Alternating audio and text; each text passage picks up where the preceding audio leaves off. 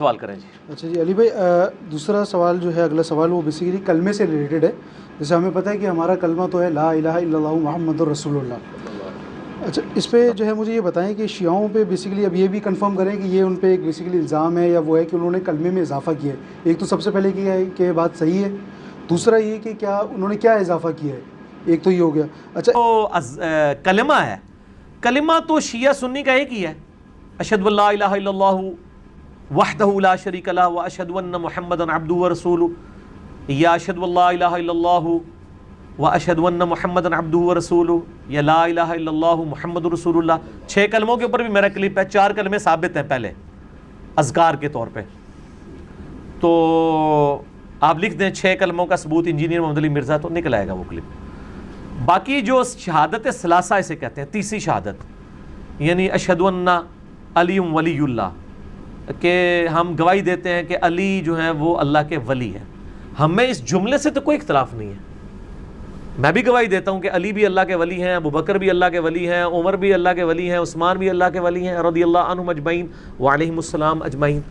لیکن اس کو کلمے کے ساتھ ایڈ کر دینا یہ بدعت ہے، اور یہ خود شیعہ علماء نے اس پہ بدعت کا فتویٰ لگایا ہوا ہے۔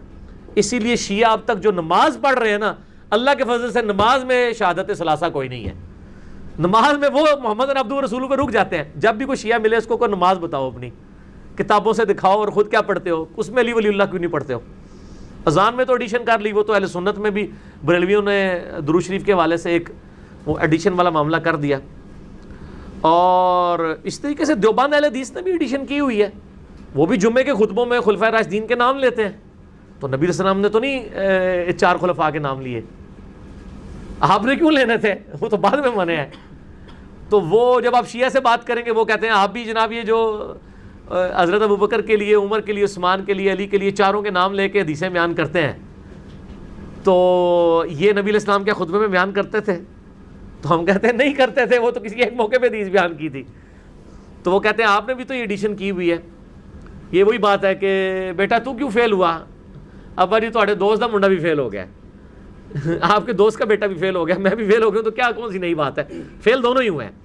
تو یہ چیزیں جو ہے نا وہ بدعات میں آتی ہیں، اس سے کوئی کلمہ علیحدہ نہیں ہو گیا، کوئی دین علیحدہ نہیں ہو گیا، وہ اسلام سے خارج نہیں ہو گئے ہیں۔ ورنہ تو میں نے آپ کو بتایا وہ تو علی ولی اللہ کہہ رہے ہیں، اگر وہ علی رسول اللہ کہہ دیں تو ٹھیک ہے، آپ دین سے نکال دیں۔